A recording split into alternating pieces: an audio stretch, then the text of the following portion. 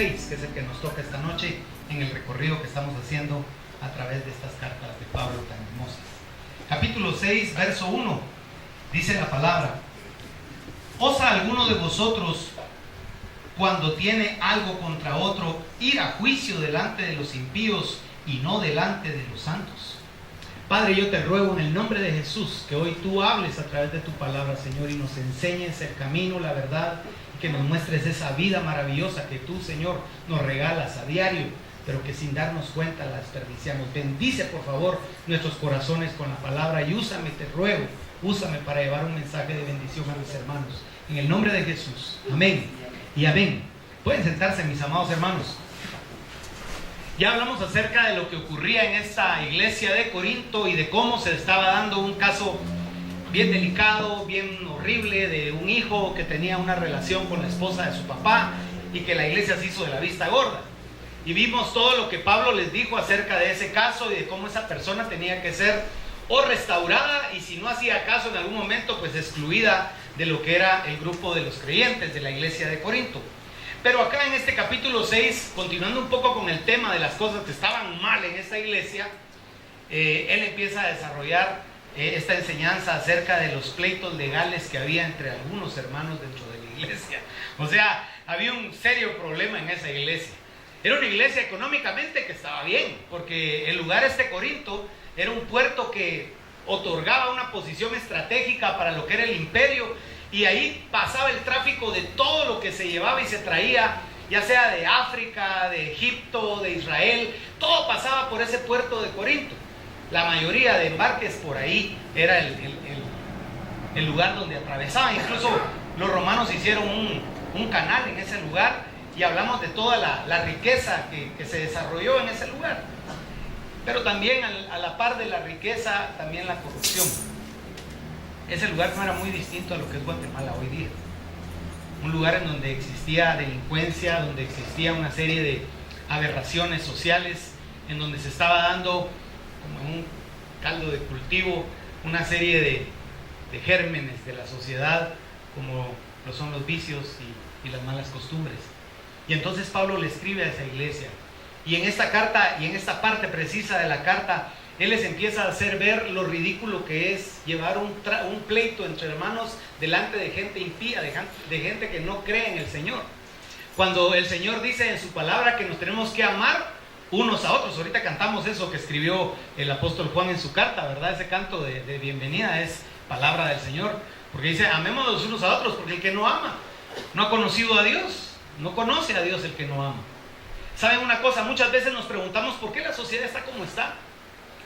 Y es porque no conoce a Dios. Es así de simple. Por eso la gente carga armas, por eso la gente busca la forma de encerrarse en su casa, y los que son honrados parecen presos, y los que son presos andan libres, metiéndose en los encierros de los honrados.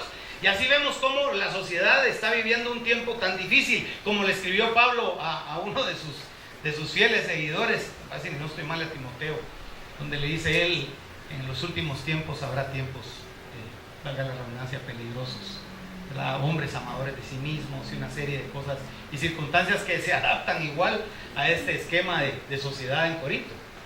Ahora, yo estaba leyendo un mensaje que me envió mi papá por correo acerca del nuevo sistema educativo, si no estoy mal, creo que es Japón, que quiere implementar. Es un sistema revolucionario en donde a los niños durante 14 años, parece que es el proyecto, y les quieren enseñar a los niños japoneses que ellos no son japoneses, que ellos son habitantes del planeta Tierra. Dice que de chiquitos les van a enseñar a no respetar bandera, ni fronteras, ni sentirse parte de un país o orgullosos de una nacionalidad. El civismo lo van a eliminar, porque ellos tienen que vivir, actuar y comerciar en base a lo global. No pensar con una mente de solo un país, sino pensar a nivel global. Y estaba viendo, van a llevar solo 5 materias, el sistema de calificaciones va a ser muy diferente, Quieren que lean 52 libros en un año, cada uno de esos 14 años, que el niño al salir de ese proceso hable 4 idiomas perfectamente y los escriba perfectamente, que conozca las 4 religiones más fuertes sobre la tierra, que sepa convivir con otras personas que tienen una manera diferente de pensar, de ser y de actuar, que respeten la cultura de los demás y que no traten de imponer su cultura, que nunca practiquen la guerra ni sirvan en ningún tipo de servicio militar, y que si es posible se elimine lo militar. Y hermano, estamos hablando de Japón. Esos son pero agresivos por naturaleza. Si no, mira a los chinos, a los coreanos, sean lo mismo, hermano. Y ahí están todos ellos, son así, bélicos. Y es una sociedad machista, pero están cambiando y revolucionando porque dicen ellos que tiene que haber un gobierno global. Que el niño va a recibir matemáticas, pero imagínense que un niño pequeñito recibiendo matemáticas, pero matemáticas de comercio. O sea, desde niño va a conocer los conceptos de comercio. Desde niño va a manejar correos electrónicos, sitios web, va a saber lo que son las transacciones, va a conocer lo que son los contratos de compra, venta, de exportación, de importación, las licencias, impuestos, leyes. O sea, ese niño va a ser un rey de la bolsa de valores en Japón a la corta edad de, ¿qué? 10, 14 años. Entonces, ellos quieren prepararse para, como dicen ellos, tener un mundo mejor. Pero eso desgraciadamente no se puede, porque si desechamos a Dios de nuestras sociedades, las sociedades no funcionan.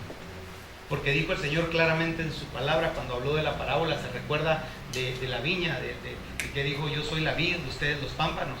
Hay una parte en esa llamada bíblica que dice: separados de mí, nada podéis hacer. Esta iglesia estaba viviendo un tiempo separada del Señor y creían que estaban bien. Porque eso es lo tremendo de los cristianos. Los cristianos piensan que con el título de cristianos ya están bien. Y no es así. La palabra de Dios nos enseña que decir soy cristiano es un compromiso fuerte, delicado. No es cualquier cosa. Tampoco es imposible, ¿eh? Tampoco es cosa que no se pueda hacer. Porque Cristo vino precisamente a hacerse hombre para demostrarnos que sí se puede hacer. Amén. El Señor Jesús dijo: todo lo que yo hablo, todo lo que yo enseño, todos los milagros que realizo, no vienen de mí, sino del Padre que me envió. Cada cosa que me oyen enseñar no es mía, el Padre me la da para que yo les enseñe. ¿Sabe? Dice la Biblia que a Él le plació darnos el reino. El problema es que no creemos en esas cosas. Es más, no nos interesan y no las buscamos, porque estamos muy ocupados viviendo según nosotros, igual que los corintios. Y por eso se iban a juicio, y por cosas sin sentido, por cuestiones económicas, por rencillas o por negocios en donde uno estafaba a otro dentro de la misma iglesia. Hace muchos años yo pertenecía a otra iglesia, cuando estaba bien joven. Y recuerdo un gran amigo que trabajaba en Avícola Villalobos y ganaba un sueldazo. En aquella época, ganar 5,000 hermanos era un sueldazo. Para mí era un sueldazo ganar en aquella época, hace como 20, 40 años. Entonces, este hombre ganaba, pero re bien, vivía cómodamente, tenía un trabajo excelente. Y un hermano de la alabanza de la iglesia, el guitarrista de la iglesia, llegó al mercado donde él trabajaba, porque el trabajo de él era repartir el pollo en el mercado creo que de la terminal, y luego pasar cobrando todo el pollo que había repartido. Entonces él movía cantidades de dinero en efectivo increíbles ahí, tenía como depósito, encargado de un depósito. Y ese muchacho llegó y le dijo que la mamá trabajaba en el estado. Dijo: fíjate vos que mi mamá me dio un cheque y me urge ir a pagar una cosa, y mira, no me da tiempo, el banco ya lo cerraron, no me haces vos favor, es un cheque de mi mamá. Vaya, le dijo él, te voy a hacer el favor, que era el líder de alabanza de la iglesia. Y le cambió el cheque, era un cheque como de 3,000 o de 4,000, no sé cuánto era el cheque. Y cuando depositaron el cheque, brincó que el cheque era un cheque robado del Estado. Este muchacho robó el cheque de su mamá, de la chequera de su mamá, él robó el cheque, hizo la firma falsificada de la mamá y fue con a embaucarlo y le sacó el dinero. Y este muchacho perdió el trabajo, casi se fue preso, y se lo hizo un hermano de la iglesia, dentro de la propia iglesia. Y eso era lo que sucedía aquí en Corinto. Y ese tipo de circunstancias provocaron una de destapes, porque después salió que este guitarrista había estafado a ancianos, a pastores, a hermanos, andaba estafando a medio mundo en la iglesia. Pero Pablo está recomendando que cuando eso ocurre en la iglesia, hay que arreglarlo en la iglesia. Y el pastor efectivamente un domingo le dijo: fulano de tal, por favor andate, ya no sos bienvenido a esta iglesia, porque ya se te habló, ya se te reconvino y seguís haciendo daño. Por favor, no vengas más a la iglesia, y lo sacó de la iglesia el pastor frente a todos. Fue bien bochornoso. ¿Cómo? Pero como dice Pablo, las cosas se arreglan en la iglesia, no en los tribunales, porque supuestamente somos de la misma familia. Y desgraciadamente no recurrimos a Dios y no nos fijamos cómo Dios quiere quitar de nuestros corazones. Ahora hay un punto importante acá. Esos pleitos eran porque en el corazón de los corintios había una avaricia increíble. Cuando yo estaba leyendo la etimología de las palabras, me llamó mucho la atención esa palabra avaricia. Ya voy llegando ahí a eso, pero sí es tremenda la avaricia, hermanos. Aparentemente aquí habla, y lo vamos a ver, habla mucho de la sexualidad también, pero el tema de la avaricia, viera que ese tema es bien tremendo, porque uno identifica la avaricia solo con lo material, pero no es solo lo material, la avaricia abarca todo. Es un pecado terrible, ese pecado de la avaricia. Ahora, si vuelve conmigo por favor a la primera carta a los Corintios, vamos a leer el verso 2. Dice: ¿o no sabéis que los santos han de juzgar al mundo? Y si el mundo ha de ser juzgado por vosotros, ¿sois indignos de juzgar cosas muy pequeñas? Él les está diciendo: pero si ustedes van a juzgar al mundo cuando venga el milenio, y ustedes no pueden juzgar entre ustedes ese tipo de situaciones materiales tan sencillas de arreglar, de poner al que está haciendo el mal o el daño en su lugar y ya, no que se van a lo público y que todo el mundo se entere. ¿Cuántos se acuerdan de Jimmy Schwager? Hasta lloraba uno viéndolo en la tele. Y cuando brincó el problema de él, se ventiló públicamente y le hizo un gran daño a la iglesia. Ese problema que se debió haber ventilado dentro de la iglesia. Yo no muy me acuerdo del problema en sí, pero sí creo que este varón atacó a otro y ese otro le averiguó y se destapó de uno y de otro. Hubo también un gran escándalo con PTL hace muchísimos años. Y así ha habido escándalos en la iglesia, y la gente de fuera, ¿qué hace? Vitupera el nombre de Dios. Ahí es donde usted escucha el término o la expresión: estoy yo mejor sin ser evangélico que siendo evangélico. Para ser evangélico hacía la gran. Más parece iglesia del diablo que iglesia de Jesús. Y es lo que trata este apóstol de solucionar en esa iglesia. Porque esa iglesia tenía que tener un conocimiento del Señor, un conocimiento espiritual. Si nosotros no sabemos arreglar nuestras diferencias aquí adentro, créame, afuera va a ser más difícil, porque afuera un juez no tiene un criterio lleno de la palabra, sino va a actuar en base a criterio humano o de ley, y no a la ley divina, que es la que de verdad nos debería de regir para no ofender ni dañar a otros. Ahora, si va conmigo a Mateo, en el capítulo 19, verso 28, dice la palabra, hablando Jesús con sus discípulos: y Jesús les dijo: de cierto os digo que en la regeneración, cuando el Hijo del Hombre se siente en el trono de su gloria, vosotros que me habéis seguido, también os sentaréis sobre 12 tronos, para juzgar a las 12 tribus de Israel. O sea, la Biblia habla acerca de que nosotros vamos a juzgar, hermanos. Eso está diciendo el apóstol. Claro, aquí es una aplicación a los discípulos de Cristo, pero esa misma aplicación la podemos ver si me acompaña a Apocalipsis 20, capítulo 4. Dice la palabra: y vi tronos, o sea, ya no solo 12, ¿sí? Y vi tronos, y se sentaron sobre ellos los que recibieron facultad de juzgar, dice.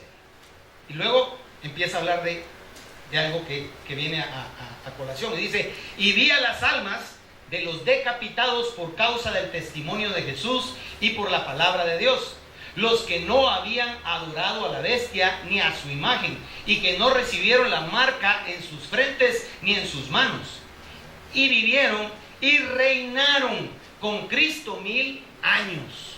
Ahora aquí está hablando de los que salen de la gran tribulación al perder su cabeza. Ahora, si notó, la primera parte del versículo solo hace mención de que había tronos y que sobre ellos estaban los que tenían facultad de juzgar. Y menciona luego a estas personas que salen de la gran tribulación. Ahora, nosotros estamos incluidos en los que no se mencionan aquí, por fe. Porque nosotros nos vamos a ir en el rapto de la iglesia, espero, todos. Porque el rapto de la iglesia precisamente tiene esa función: quitar a la iglesia para que entonces empiece el periodo de la tribulación. Aquí ya me estoy metiendo a otra prédica, pero la cosa es esta, que vamos a reinar con Cristo. El Señor va a darnos autoridad de juzgar, y es lo que el apóstol le está diciendo a los de Corinto. Les está diciendo, pero si ustedes van a juzgar y les he enseñado la teología y la doctrina, y ahora vienen ustedes y no la creen. Ese es el gran problema. No actuamos en base a la Biblia, sino en base a criterios propios. Y cuando uno empieza a actuar en base a la Biblia, aunque suena como a fanatismo, pero cuando uno empieza a actuar en base a lo que Dios manda y Dios dice, la misma palabra asegura, cuando habla, si usted me acompaña por favor al Salmo número 1. Porque a veces queremos tener éxito y no damos porque el éxito no viene. Pero aquí está clara la palabra y dice, bienaventurado el varón, verso 1 del capítulo 1 de Salmos, dice, bienaventurado el varón que no anduvo en consejo de malos, ni estuvo en camino de pecadores, ni en silla de escarnecedores se ha sentado, sino que en la ley de Jehová está su delicia, y en su ley medita de día y de noche. Será como árbol plantado junto a corrientes de aguas, que da su fruto a su tiempo y su hoja no cae. Y todo lo que hace, ¿qué dice ahí? Prosperará. Se lo dice Dios, no yo. Si usted se sujeta a la palabra de Dios, que es maravillosa, hermano, porque la gente piensa que buscar esto es como volverse uno como cuadrado, como tengo prohibido hacer esto, tengo prohibido hacer aquello. Mire, más que prohibir, Dios nos empuja a hacer muchas cosas que ni siquiera imaginamos que éramos capaces de hacer. Dios dice aquí que con Él podemos perdonar enemigos, bendecir al que nos maldice. Hoy el pastor en la mañana nos enseñaba eso. Podemos hacer cosas increíbles, derribaremos muros, atravesaremos ejércitos, abriremos mares, haremos muchas cosas si le creemos al Señor, si nos deleitamos. Pero el problema es que no nos causa deleite muchas veces las cosas de Dios. Nos deleitamos en otras cosas, y a todos nos sucede eso, a todos. No hay uno que no se deleite en las cosas del mundo. Miren, hermanos, el mundo es rico y es atractivo. Mentira sería decir, ay, no, a mí el mundo no me gusta. Es mentira. Hay gente que dice, ay, yo me quisiera morir, pero cuando ya se está muriendo, dice, no, me quiero morir. O sea, ya no se quieren morir porque quieren estar aquí en el mundo. Porque es así. Hay cosas preciosas, y esta tierra la hizo Dios. Es hermosa. Una playa es hermosa. Hay sitios, jardines, lugares, ciudades, cosas increíbles que uno puede llegar a ver y a conocer. Yo no digo que eso sea mal, pero que la motivación, que lo que guía nuestros destinos, nuestra vida, que lo que creamos para el futuro nuestro y de nuestros hijos y futuras generaciones, sea el temor de Dios, el buscar a Dios, el tener temor de ofender a Dios. Es una gran lucha, es una empresa imposible para el hombre, pero para Dios no hay nada imposible. Y el Señor dijo que todo lo puedo, dice Pablo en una de sus cartas, en Cristo que me fortalece. Si el gozo de Dios es mi fortaleza, yo puedo lograr lo que aquí dice, vivir en el deleite de la presencia de Dios. Amén, gloria a Dios. Mire, no me dejará usted mentir que cuando se ha estado alineando en su relación con Dios, las cosas como que se empiezan a arreglar. Amén. Y también en ocasiones usted no se ha acercado a Dios y de repente se empieza a acercar y todo va de mal en peor. Entonces mejor me hubiera quedado sin acercarme porque me estoy yendo peor ahora que me acerqué. Puede pasar. Pero ¿sabe algo, hermano? La felicidad, nos decía el pastor, no está afuera. La felicidad está aquí adentro si Cristo reina en el corazón. Amén. Lutero decía, el Señor Jesús y yo somos mayoría. La palabra de Dios dice, si Él conmigo, ¿quién contra mí? Gloria a Dios. Hermano amado, si usted le cree a la palabra de Dios, créame, van a haber cosas maravillosas para usted en su futuro. Porque el Señor no va a dejar avergonzados jamás a sus hijos. Y yo doy testimonio de eso.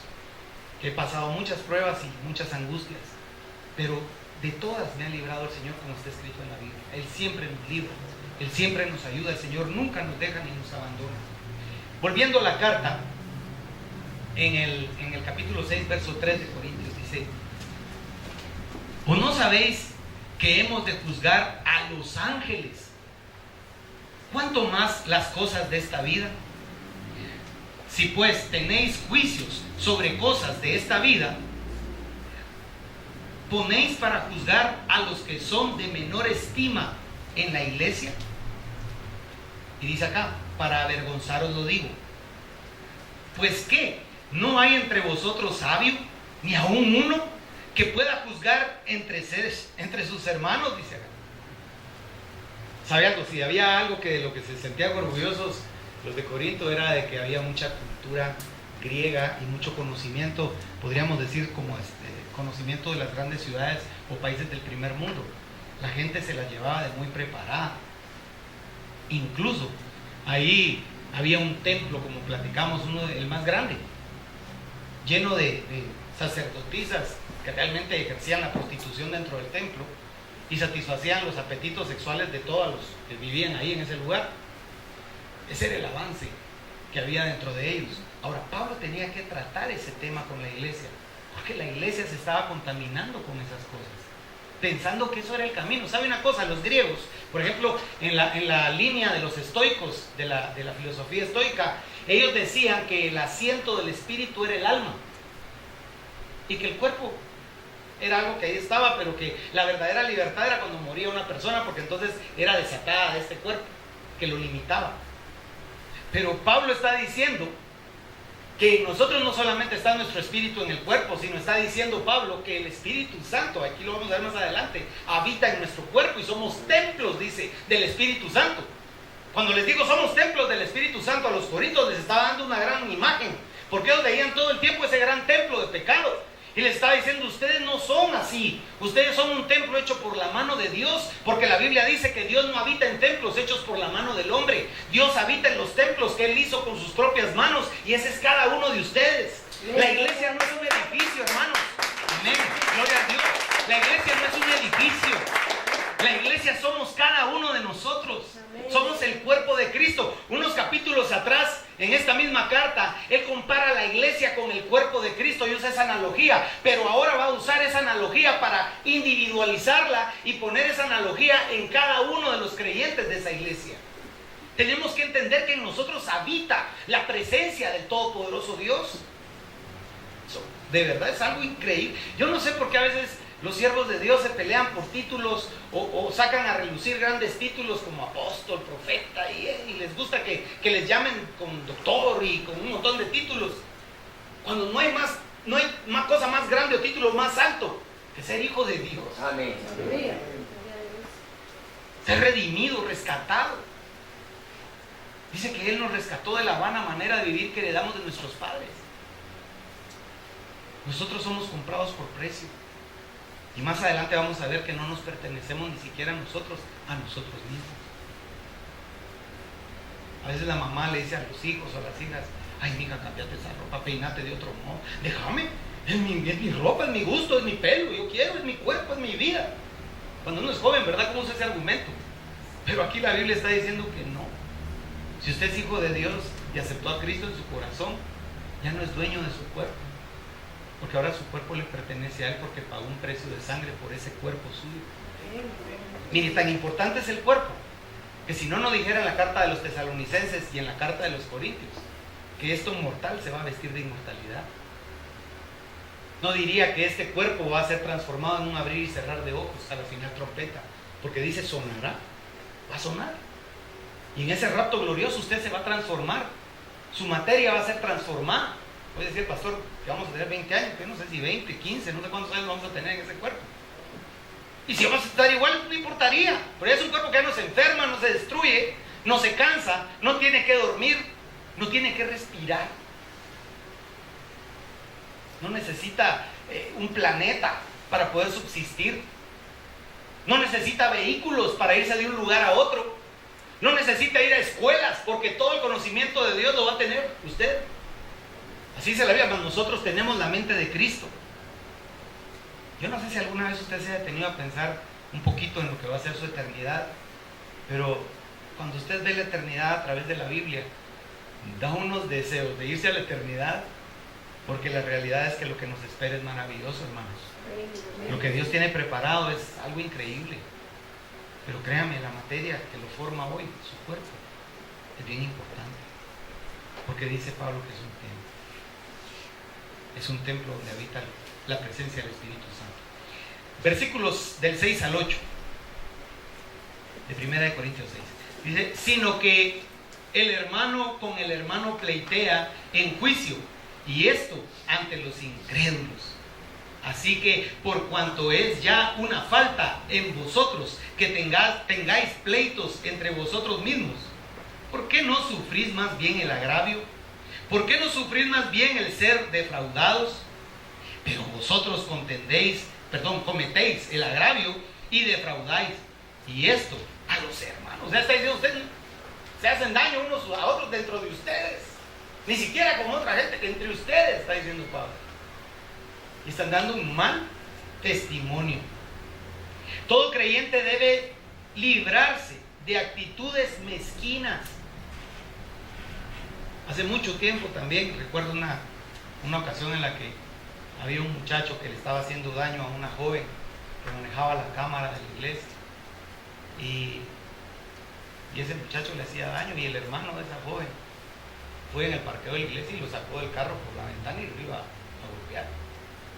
Y recuerdo que todos los servidores corrieron a agarrarlo, yo creo que era bien grande. Y cuando lo fueron a agarrar entre todos decían, vos por el amor de Dios, vos sos siervo de Dios. Sí, decía, pero más bienaventurado es dar que recibir. Y quería pegarle a ese hombre que le hacía daño a su hermana. Pero la realidad es que al final se calmó. Pero sí le dijo a ese hombre que ya no llegara. Y ya no llegó. Porque el que le hacía daño a su hermana era chiquitillo. Y él era bien grande. Mire, el hermano de él era grandote. Pero ni se movió. Ahí se quedó, era un picopito el que cargaban. Y se quedó el hermano, se quedó sentado nada más y creo que llorando. Que no lo sacara él también por la ventana. Pero el enojo era tan grande que a este hombre no le importó estar sirviendo, que cuanta cuche de servidor lo va a agarrar. Porque el agravio para él era una cosa de su honor, de su hermana. Pero dice Pablo, ¿por qué no sufres el agravio? Yo sé que no es fácil, pero a veces hay que sufrir el agravio, hermano. A veces te va a entrar a la iglesia y va a saludar y lo van a dejar con la mano en el aire. Sufre el agravio. Gloria a Dios, Dios, Señor, gracias, porque tú sí me das la mano ahí. Saluda el aire, a pesar, pero no es el aire, la mano del Señor ahí lo está saludando. Sufre el agravio. Tenga paciencia, porque también Dios es justo. Y si vamos a dar cuentas hasta de las palabras ociosas, el que nos hace un desprecio, como dice el pastor, nos tira las trenzas, pero temprano delante de Dios va a tener que responder. Porque dice que seremos juzgados por todo lo que hemos dicho, lo que hemos pensado y lo que hemos actuado. Entonces, el juicio de Dios, de eso no nos vamos a escapar. Pero de lo que sí nos podemos escapar es del infierno, hermano.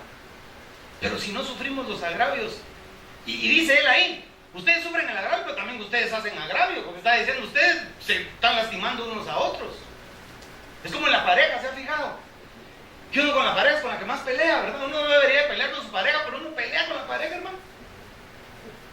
Y cuando usted analiza profundamente, haciendo una tesis de por qué se pelearon, se da cuenta que por unas cosas que uno se pelea con la pareja, hermano. Usted quería huevo revuelto y se lo hizo estrellado y encima la yema tiesa y a usted le gusta aguada. Porque no quería tomate, por su ácido úrico, pero le echó tomate, que me querés matar, por eso me echas tomate, sabes que me hace mal, y se empiezan a pelear por eso. ¿Y qué pasa cuando uno pelea? Siempre uno quiere quedar con la última palabra, ¿verdad? Ya no se trata de quién tiene la razón, sino a ver quién lastima más al otro. Hace mucho tiempo una prédica dijo, me acuerdo que me hizo reír, que una pareja se estaba peleando y realmente la mujer siempre ganaba, hermano. Porque la verdad es que las hermanas tienen ese don de Dios, que saben cómo dejarlo callado a uno. Entonces, fíjense que ese hermano tenía una unción para el pleito que lo dice. Entonces a este hombre siempre lo dejaba callado. Y el pobre, mire, un día dice que ella le estaba dando y el pobre así, donde ya no aguantó, le dijo, pero ¿sabes qué? Le dijo, vos estás vieja, gorda y fea, le dijo, y la destruyó.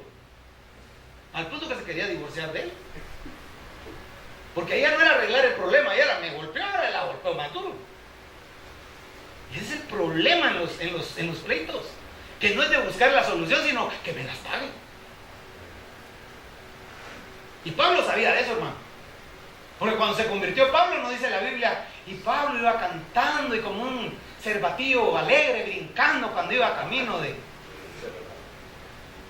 respirando amenazas y muerte contra los cristianos. Así iba él, bufando del enojo, con autoridad de sus líderes, para tomar a esos creyentes y acabar con ellos, porque él sentía que le estaba haciendo un trabajo a Dios, pero formidable. Por eso es cuando está diciendo aquí de los agravios y de todas esas cosas, porque sabe una cosa, yo siento que hubo gente abusiva que a Pablo le sacó a bailar eso. Mire, siervo de Dios, si es cierto que usted el pelo sacaba, que la tía de aquel el pelo le sacó de su casa entera. Entonces viene Pablo y escribe, ciertamente decía, yo ya no miro para atrás. Yo voy para allá, fíjese. Entonces cuando decía, mire Pablo, y usted era bien enojado. Yo voy para allá, fíjese, para allá, mire, a la estatura del varón perfecto. Para allá voy. No, pero mire, es que usted era bien enojado. No, yo para allá, fíjese, yo lo invito a que usted corra conmigo. Mire, la carrera de la fe. Corramos juntos. Había un sacerdote bien conocido, el padre Chemita, que se va a la gente, dice, a la Tierra Santa. Y cuentan que cuando en el avión las señoras ya de edad que iban con él en esos viajes perdían la valija, no tenían el pasaporte, aquellas señoras ya grandes, empezaban, padre, no está mi valija, empezaban, todos juntos como hermanos, empezaba a cantar y ya no les hacía caso, seguía. Las ignoraba a las pobres señoras ahí con su valija perdida, les cambiaba el rumbo. Pues así yo creo que Pablo también, miren, con divino modo y con toda la unción que tenía, se iba para donde tenía que irse, a la ruta hacia el supremo llamamiento, a la estatura de varón perfecto. Es bueno cuando nosotros dentro de la iglesia estamos conscientes que vamos a heredar un reino eterno. Amén. Porque entonces perder algo de esta tierra, honestamente, si a usted le robaran su carro nuevo, ¿usted estaría contento o estaría triste? Hablando como es la verdad. Todo va triste. A mí me robaron un carro a punta de pistola y hasta me dispararon. Bendito Dios, me disparó el ladrón, fíjese, pero no hizo fuego el arma. Pero yo sentí que me entró el balazo, yo hasta me iba a desmayar. Hasta sentirlo mojado, porque como dice que uno siente caliente y que no duele, yo sentí hirviendo el estómago y ya caía. Y un pobre hermano en Cristo que me andaba acompañando en la cabeza, le pusieron la pistola. Hermano, a mí me dio un susto horrible eso. Yo pasé meses que salía a la calle con un miedo y un horror. Yo tenía un miedo, ¿sí? Hasta la fecha a veces, dice que el otro iba en el carro y Betty iba conmigo. Me dijo, mira, y trajiste la dirección. ¿Qué le dije? Pero iba manejando y me metí la mano en mi bolsa de la camisa, pero cuando me metí la mano, ella cabal se volteó. Y como estábamos en un semáforo aquí, el gran grito. ¡Ah! Y yo digo, ¿qué? Le digo, te están robando. Y ella pensó que un ladrón me había metido la mano para sacarme de la bolsa lo que había ahí. Es mi mano, le dije. Pero mire, uno tiene esa psicosis, ¿verdad? Cuando le roban a uno. Pero fíjese, hermano, honestamente, ¿será que cuando nos veamos en el rapto, ahí va a ir nuestro carro último modelo atrás de nosotros? No. Se va a volver carro de fuego, va a ser transformado. No, hermano, ahí se queda.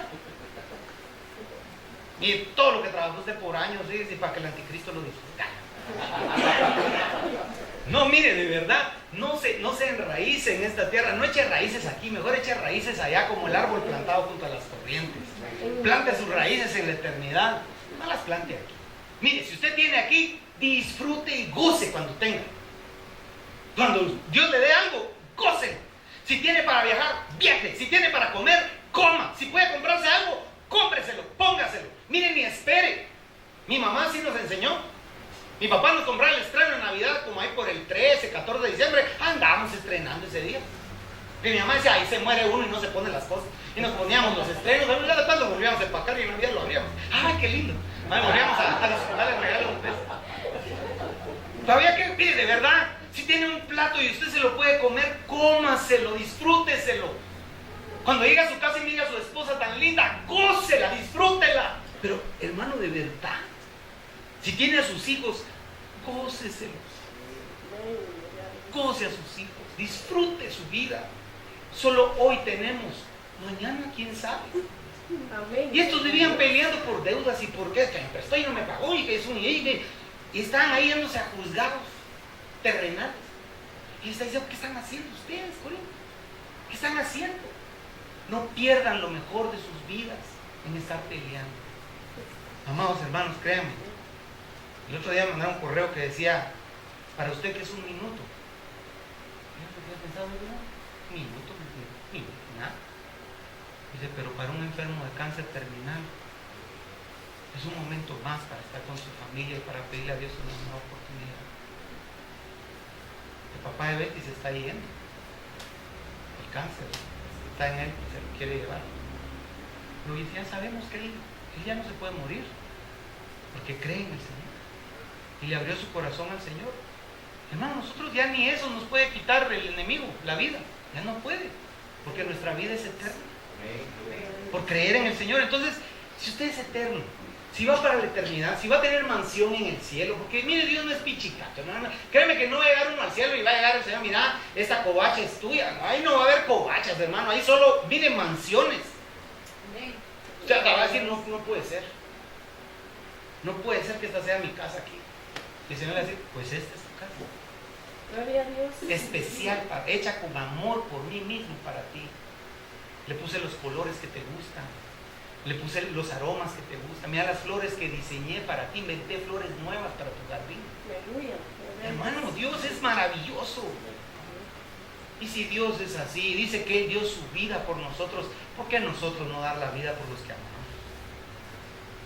amamos? No desperdicie su vida peleando. Los corintios estaban mal, va a pelear entre ellos. No hay que pelear, hermano. Yo sé que es difícil porque uno es repelionero. Pues no hay que tratar de no pelear hasta donde usted pueda. Cuando salga de su casa, dice que el otro día salimos tempranito de la casa, que salimos casi que de noche para dejar a los patojos. Y hasta mi hermano venía y de repente frenaron delante de mí. Yo me tuve que hacer un lado, que a mi carrito no frenaba. Porque mi carrito no es ABS, sino es saber si freno. Entonces me hice a un lado y cuando me hice a un lado nos dio un camión, hermano, hasta se salió. Y después desde el camión viera cómo se me acercaba, yo venía orando. Y ay, Dios mío, que no me alcance porque me quería dar el desgaste. No, pues tenía razón, yo me le metí enfrente.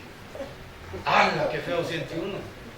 Pero en ese ratito acuérdese que usted es eterno y diga, ay no, yo soy eterno, voy para el cielo. Aleluya, gloria a Dios. No voy a perder este día en estarme enojando con un cualquiera ahí que me está queriendo robar mi paz. Como una anécdota que leí de un muchacho que cuando le decían cosas y le hacían cosas, él no reaccionaba. Oye, decía el pastor Sangre de Horchata. Él le resbalaban, le decían y él seguía viviendo su vida. Cuando le preguntaban cómo hacía para no enojarle, le digo, es que yo no soy camión de basura. A los camiones de basura les echan la basura y se la llevan a los rellenos. Yo no soy camión de basura. Eso cuando tiran basura que caiga en el suelo porque yo no la recojo. Yo no trabajo de eso. No vivo mi vida así. Hermano, no acepte basura. No acepte basura. Viva como hijo del Rey, creyendo en el poder infinito de Dios. Quisiera que me acompañara, por favor, a Efesios capítulo 5, versículo 3. Dice, pero fornicación y toda inmundicia o avaricia, ni aun se nombre entre vosotros, como conviene, dice, a santos. Si vuelve conmigo nuevamente al capítulo 6, de ahí de lo que estamos viendo, de la primera carta de los Corintios, vamos a ver que ellos ahí estaban peleándose y teniendo ese tipo de pecados, ¿verdad? De avaricia y de pecados sexuales y esas cosas dentro de ellos.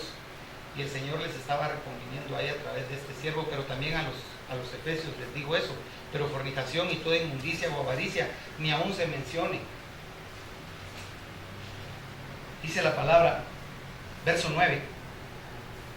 ¿No sabéis que los injustos no heredarán el reino de Dios? No erréis, ni los fornicarios, ni los idólatras, ni los adúlteros, ni los afeminados, ni los que se echan con varones, ni los ladrones, ni los avaros, ni los borrachos, ni los maldicientes, ni los estafadores heredarán el reino de Dios. Y en el 11 dice, y esto erais algunos, mas ya habéis sido lavados, ya habéis sido santificados, ya habéis sido justificados en el nombre del Señor Jesús y por el Espíritu de nuestro Dios. O sea, dentro de la iglesia ni se debe de mencionar estas cosas, ni de actuar dentro de esa lista. Porque aquí les está haciendo él esa lista porque necesitaba marcarles a los de Corinto ese tipo de actitudes que lo que hacen es perder a la persona. Cuando alguien ha sido salvo y ha creído en el Señor, empezó un caminar, empezó una transformación y un trabajo que también dice la Biblia que el que empezó en vosotros la buena obra, Él la perfeccionará, la terminará hasta el día de Jesucristo. Ya Dios terminará la obra con nosotros, pero mientras ese día llega, hagamos el esfuerzo de apartarnos de estas cosas, porque quienes hacen eso y disfrutan haciéndolo, no van a recibir la herencia del reino eterno, porque lo que aman es lo material, la carne, los deleites. las pasiones y no a Dios. Entonces debemos hacer la lucha y el esfuerzo de buscar el amar a Dios por sobre todas las cosas, porque en eso dijo Jesús que se resumía la ley y los profetas, y en amar al prójimo como a uno mismo. Ahora, el verso 11 dice, perdón, ya lo leímos, el 12, todas las cosas, dice ahí, todas las cosas me son lícitas, mas no todas me convienen. Todas las cosas, sí, todas las cosas me son lícitas, mas yo no me dejaré, dice, dominar de ninguna. Yo leí un libro hace mucho tiempo que hablaba de un siervo que se llamaba Meltari, un libro de las Islas Polinesias, y yo le he comentado de este varón. Y había un hermano en la iglesia que tenía su pecado, era evidente, ¿va? El hermano era re bueno y estaba re bien en la iglesia, pero el hermano fumaba. Y un día Meltari le dijo, hermano, le dijo, usted tan especial que él, le dijo, no haga eso. Entonces le digo, ¿por qué? Porque eso no es bueno, le digo. ¿Y dónde dice? Léame algún versículo que diga que no debo de hacerlo. No, le dijo, yo creo que no hay, le digo. Pero yo siento que no es bueno. Entonces le digo, ¿sabe qué hagamos? Váyase a su casa, pregúntele a Dios. Y si usted me convence, yo le apuesto que dejo, hago mi esfuerzo y dejo de hacerlo. Entonces, se fue a su casa Meltari, y cuando salió en la mañana, que el hermano lo fue a buscar, Meltari llevaba una cuchara sopera. Y lo vio y le dijo, ¿para qué la cuchara? Espérese. Y a Dios me contestó, le oré, pasé orando toda la noche y Dios me contestó. Y dice que se fueron. Y en el camino, en ese lugar, habían ganados. Entonces, en la calle encontraron lo que dejan los animales después de comer. Llegó Meltari y se agachó y con la cuchara agarró una buena porción del excremento de una vaca. Y casi se lo metió entre la boca a este hombre. Porque dentro del argumento que él usó, cuando este le dijo que no lo hiciera, le dijo, ¿quién hizo esa planta del tabaco? La hizo Dios. Entonces, fumar, no, si eso lo hizo Dios. Entonces, cuando me le acercó y le dijo, ¿qué está haciendo? Le dijo, porque casi le manchó la cara con la ¿quién hizo la vaca? La hizo Dios. ¿Y el pasto que se comió? Lo hizo Dios. Entonces, cómaselo, porque esto lo hizo Dios también, no es mal. No, le dijo. Es lo que estamos leyendo, ¿verdad? Mi hermano, la Biblia no dice no fume o no tome o no vaya esto, no haga el otro. La Biblia no dice eso. Está diciendo el apóstol, todo yo puedo hacer lo que yo quiera, pero no todo me conviene hacer. ¿Sabe por qué? Porque uno cuando le mencionaba el ejemplo de que uno es joven dice, es mi pelo, es mi ropa, es mi gusto. Pero ¿sabe algo, hermano? Esa libertad, entre comillas, realmente es una esclavitud de la carne. Porque uno se vuelve esclavo de esas cosas, de esos deleites, de esas situaciones, y todos hemos pasado o estamos pasando por algo así. Y lo que trata Dios de enseñarnos es que, como dice la Biblia, y conoceréis la verdad, San Juan 8:32, y la verdad os hará libres. Y en el 36 dice, y si el Hijo os libertare, entonces seréis verdaderamente libres. La libertad, hermano, es vivir en este mundo con gozo, con gratitud, con paz. Mire, créanmelo, un hermano que tiene, bendito sea Dios, buena economía desde hace tiempo. Él desde chiquito ha vivido siempre, gracias a Dios, sin ninguna carencia. Y él un día me dijo, pero ¿sabes qué vos? Me dijo, ¿para qué se invierto pisto? Me dijo, ay, por paz. Yo pago por tener paz, me desespera estar en estos pleitos, estar peleando. No me gusta. Yo pago, fíjate, me dijo, por tener paz. Y yo, de veras que uno es capaz de pagar. Porque, hermano amado, uno puede tener mucho y no tener paz. Yo prefiero tener paz aunque no tenga tanto. Pero la paz que Dios ofrece, dice la Biblia, no es como la del mundo. Porque sabe que la paz del mundo es un rato. Y cuando se acaba hasta se deprime uno. Yo cuando iba a bailar, mira, me encantaba bailar. Yo hasta en la calle bailaba, hermano, y me olvidé de ir a discoteca. Yo no gastaba en discoteca. En la calle cargaba mi cartón y ahí lo ponía con mi grabadora y yo bailaba en la calle con mis amigos. Y era feliz bailando. Pero cuando entraba a mi casa me amargaba.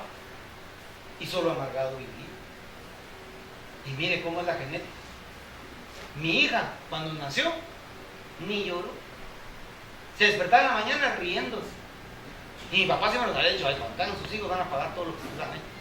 Y mire, con la ley, ay, me libré. Dije, claro, como me entregué al Señor, No me tocó pagar, pero ¿qué? Si a los 7 años vino Mike. Todo lo contrario. El otro día, donde mis cuñadas estaban viendo, porque Miguelito dijo, ya me enojé y ni siquiera sé por qué. Oiga, ese pobre me heredó el gen bravo. Pero mire, hermano, uno tiene por eso que buscar al Señor. Necesitamos a Dios. Amén. Sin Dios estamos de verdad bateando, estamos perdidos.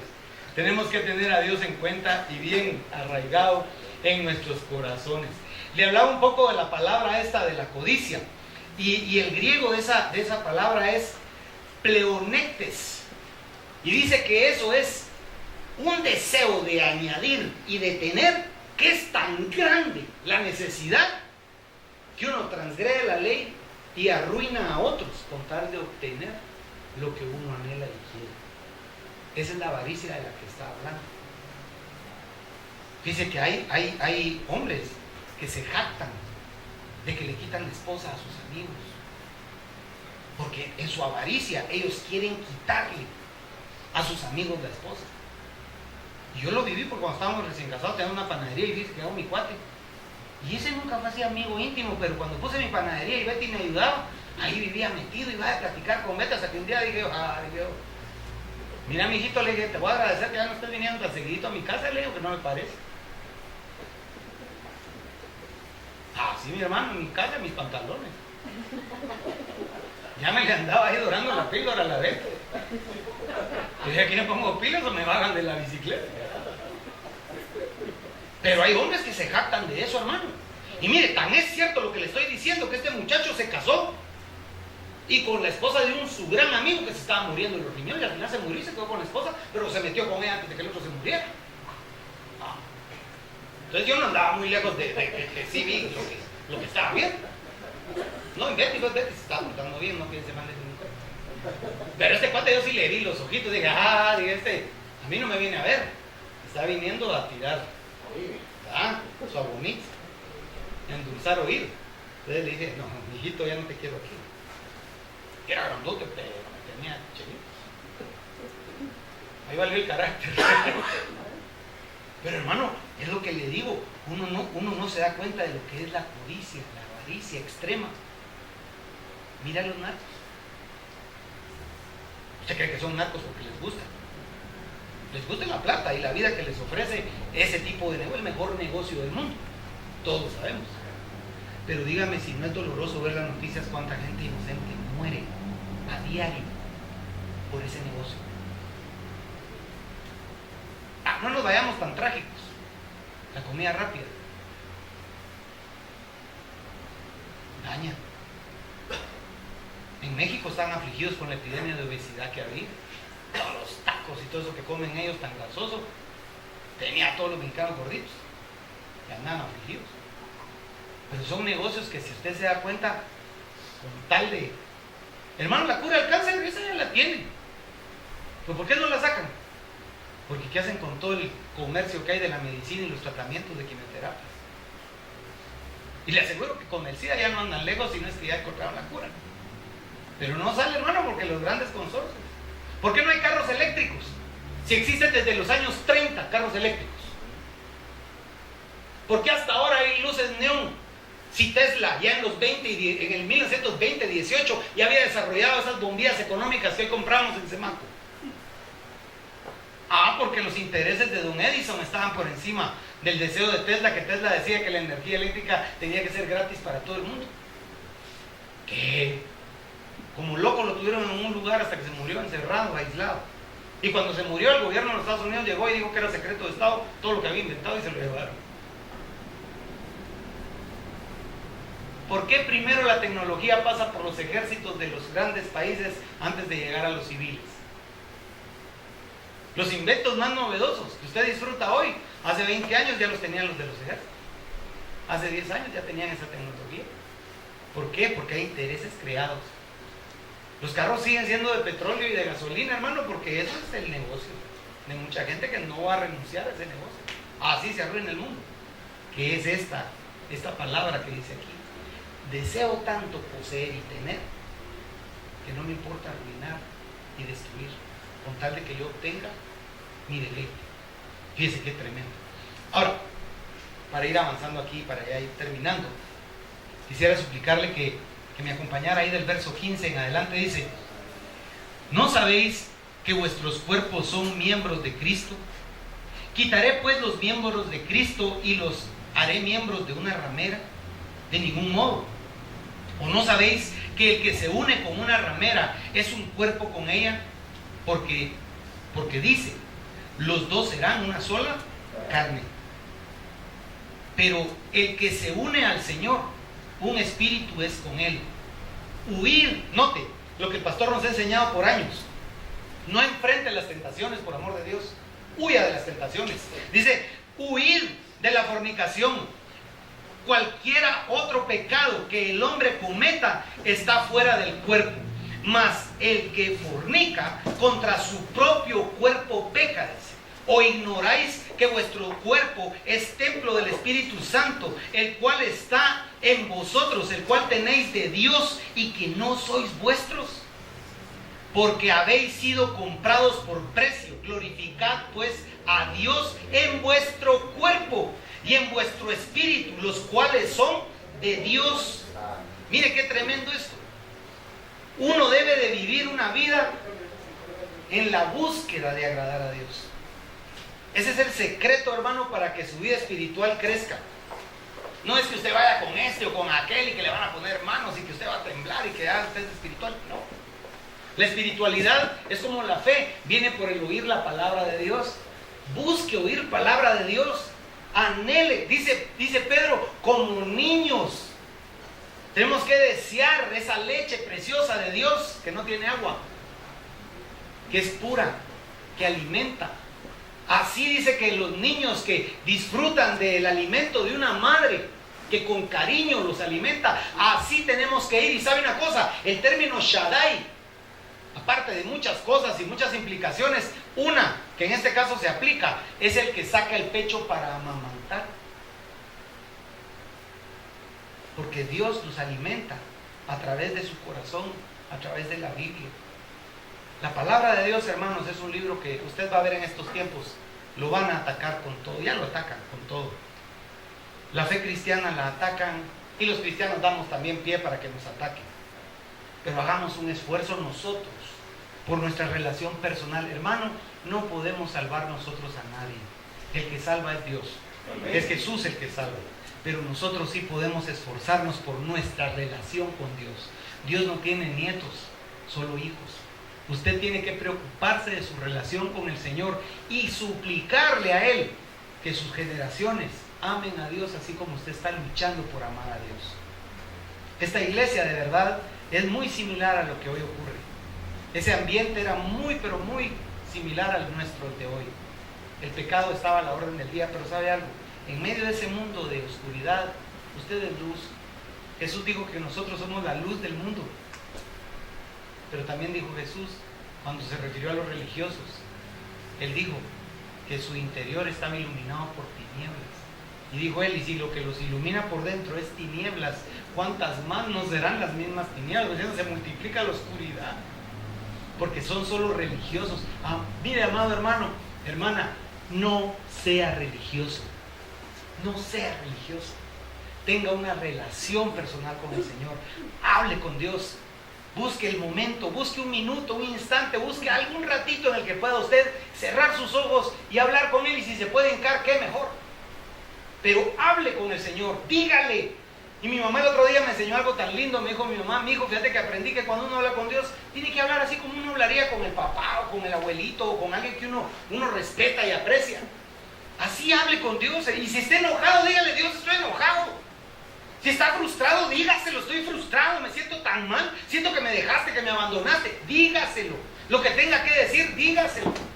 Pero deje también que Él hable. Porque cuando usted ora, cuando usted habla con Dios, usted tiene que esperar a que Él responda también. Porque no es un monólogo, es un diálogo. A través de todos los años que tengo de estar oyendo a mi pastor, yo he estado tratando, créame, luchando. Y me cuesta, hermano. Me falta muchísimo que recorrer, muchísimo. Pero con lo que he recorrido me siento contento. Y agradezco a Dios, créame, agradezco a Dios el darme el privilegio de vivir la vida que tengo. Es un privilegio vivir mi vida, porque veo a Dios todo el tiempo, ayudándome, bendiciéndome. El Señor me ha dado palabra a través de siervos, y lo que me dijo el año pasado, se cumplió el año pasado. Este año el Señor me está hablando y se está cumpliendo lo que Él me dice. Y yo me siento feliz de oír a Dios. Y no va a creer que ando oyendo voces, puro loco. A veces es leyendo la Biblia, a veces es viendo una prédica, a veces es oyendo al pastor, a veces es en un canto. O algún hermano que con su vida me da un testimonio y Dios me responde a través de ese hermano. Porque yo miro su testimonio y digo, qué bendición, y Dios me habla. El domingo, hermano, yo disfruto la prédica porque me está hablando a mí. Ya hace años superé eso de que el pastor predicaba y decía, hijo de la persona, fulano se va a enojar porque eso que está diciendo cabales para fulano. Uno así es, fíjese. Pero le encaja los versículos inmediatamente a otra persona a uno. Pero mire, hermano, esos versículos ahora yo me digo y digo, para mí, Señor, es mío. Aunque me arde y me duela, pero es para mí. Antes de acabar el año, una hermana me dio un mensaje de Dios y era fuerte porque me reclamó Dios ciertas cosas de mi comportamiento y mi actitud. Y estaba luchando con la ayuda de Dios de corregirlo. Pero también, con el regaño, me ofreció el Señor, me dijo, no se acabe el año sin que yo te cumpla esto, esto y esto. Y hermano, yo recuerdo a mi esposa diciéndome, ay, me dijo, ya estamos a 24, me dijo, ya se va a acabar el año. Y como me lo dijo como 6 meses atrás, le dije, yo confío en Dios, le dije. A mí me dijo, yo no sé, le dije, a mí me dijo. Y me lo va a cumplir, le dije, porque Dios no me va a dejar avergonzado, me lo va a cumplir. Y hermano, Dios lo cumplió. Y es un milagro sobre mi vida, de verdad muy grande. Es un milagro que vino a bendecir muchísimo mi vida. Y yo le agradezco a Dios porque usó a la persona que yo menos me pude haber imaginado, en el día que menos me pude haber imaginado. Hasta ni quería yo ir. Ay, no me voy a quedar, yo ni quería ir, a la fuerza fui. Y ese día Dios me dio la respuesta que Él me prometió. Créame que lloré como un niño, porque así se pone uno, porque ¿sabe qué sentí? Sentí a Dios cerca de mí diciéndome, si yo te quiero, hombre, vos sos el que no te querés. Ahí andas pensando cosas y elucubrando en tu corazón lo que no es cierto. Yo te amo, hijo, yo estoy contigo, soy tu papá. Y es que, hermano, Dios es mi papá. Así miro yo a Dios ahora. Yo no lo veía así, ahora lo veo así. Él es mi papá. Y donde yo voy, Él va conmigo. Y Él está al frente, atrás y a los lados. Y la Biblia dice, 1000 de un lado, 10,000 del otro, pero a mí no me va a alcanzar porque soy hijo de Él. Amén. Hermano, Dios lo bendice no porque usted cumpla, no porque usted ahora se porta bien, no porque ahora ora más tiempo, porque lee más la Biblia. Dios lo bendice, hermano, porque cada día lo ama más. Cada día Él siente más amor por ustedes y siente una fuerza de un amor tan especial por cada uno de ustedes. Yo le pido al Espíritu Santo que un día ustedes experimenten ese dulce amor de Dios, haciendo cariño, diciendo aquí estoy. Yo lo he visto en esta iglesia a través de los años. He visto a Dios hacer cosas impresionantes. Cuando hemos estado así en la orilla del fracaso y de caer, llega Dios y dice, no hombre, si aquí estoy yo. ¿De qué se preocupan? Yo soy el dueño del oro y la plata de este mundo. Amén. Ese es Dios. Yo le ruego esta noche a Él que llene sus corazones y que ustedes puedan sentir y percibir ese amor tan grande que Él tiene por cada uno. Vamos a cerrar los ojos y hablar con el Señor. Padre, yo te agradezco con todas las fuerzas de mi corazón el privilegio de compartir tu palabra. Señor, gracias porque estás en medio de tu pueblo. Gracias porque esta noche, Señor, tú estás tocando nuestras vidas, Padre. Así como te he rogado que bendigas a mis hijos y que los guardes, que los ayudes. Y te pido para que sean felices, para que ellos sean, Señor, contentos con todo lo que tú haces por nosotros en nuestra casa. Así te ruego por mis hermanos y por los hijos de quienes tengan hijos. Y te pido por sus familias por nombre. Señor, provee para sus familias y para cada uno de ellos, Señor, tu bendición abundante. Quita de nosotros, Señor, el vivir en conflictos. Ayúdanos, Jesús, a ya no vivir peleando y enojados. Ayúdanos a vivir contentos, optimistas, positivos. Ayúdanos a ser, Señor, hombres y mujeres de fe. Ayúdanos a tener la palabra en cuenta cada vez que vayamos a dar un paso trascendental en la vida. Y aun cuando sea un paso que tal vez es algo sin importancia para nosotros, ayúdanos a dar también ese pequeño paso, Señor. Que no movamos un dedo si no estás guiando tú nuestros corazones y nuestras vidas. Llena nuestro espíritu esta noche, Señor, con tu Santo Espíritu. Permítenos tener la revelación de tu verdad. Brilla como luz, Señor, sobre nosotros. Y así como el sol se proyecta en su luz a través de la luna, así te ruego, Señor, que nosotros reflejemos a Cristo como una luna llena, Padre, que ilumina en la oscuridad. Yo te ruego, por favor, mi Dios, que la blancura de tu pureza se pueda ver a través de nuestros gestos, a través de nuestras actitudes, que van a ser nuevas, hechas por tu propia mano en nuestro corazón. Gracias, Jesús, por estar aquí, y gracias por darnos el privilegio de disfrutar tu presencia en tu casa. Señor, también te ruego bendigas los diezmos, las ofrendas y lo que cada uno trae para ti en esta noche. En el dulce nombre de Jesucristo. Amén, Señor. Y amén.